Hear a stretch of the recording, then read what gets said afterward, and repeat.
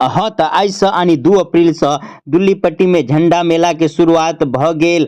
झंडा खाड़ भ गेल आ ई कलश यात्रा निकालल जा रहल है। में देखै छी कतेक भारी संख्या में माता बहिन सब भाग लेने छथिन कलश यात्रा में। आ कलश यात्रा एहिठाम से निकलि कऽ आ ददरी छत्र जे मेघबाड़ी में पड़ैया ओहिठाम से जल भरि कऽ आ पुनः शिलान्यास धाम होइत एहिठाम स्थापित करथिन।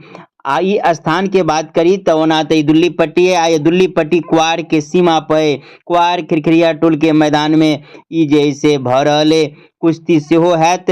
कुश्ती हैत अहाँ के 8, 9 आ 10 अप्रैल के महिला कुश्ती सेहो हेतै आ पुरुष कुश्ती सेहो आ रामलीला सेहो आइए से स्टार्ट भ जायत आ चलैत रहत। एहिके बाद और जे मीना बाजार फलान चिलान झूला ताला सेहो है से सब चलैत रहत। आया देखियो रथ यात्रा में रथ पर जे है से हनुमान जी जे सेहो बन कऽ खाड़े आ पछाड़ी दृश्य अहाँ देखबे के लिए कि राम जी सीता जी सब बनल है। एहि प्रकार से जे है से कलश यात्रा निकालल गेल।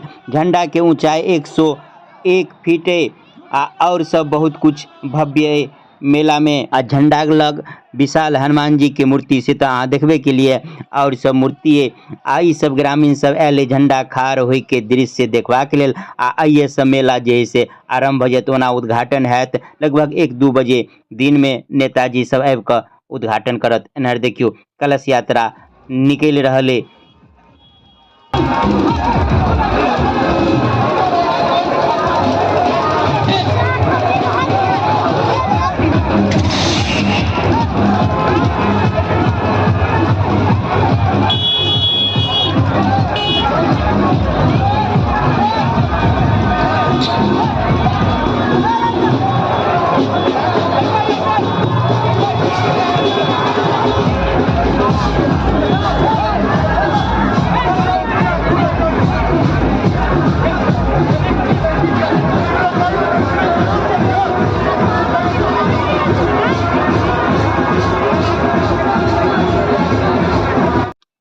अहिरे बा ई आटा के गोला उठा उठा किया पटक रहले।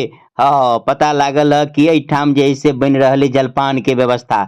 ई सब जे कलश भर के औथिन ओहिके बाद भूख लग गेल रहते तो एहिठाम जे है से नाश्ता के व्यवस्था होइया देखबे के लिए रसगुल्ला तसगुल्ला सब है। ओना जे एहिठाम काज करता छला उ तो हमरो कहलक कि अहूँ जे है से एहिठाम नाश्ता एहिठाम क लेब, लेकिन हमर मजबूरी है कि हमरा बाजार जाय पड़त। ई कार्यक्रम लगभग 1 बजे हैत, लेट भ जेते। लेकिन अपने सब मेला देखे के लेल जरूर आयब। ई हमरा गामक या दुल्लीपट्टी के सीमा पर है तो बुझियो हमरे गाँव में तो वही ठाम भेंट घाट हैत। सब दिन साँझ भोर हम वही ठाम मिलब। अखने वीडियो से विदा ले रहल छी। जय मिथिला जय मैथिली।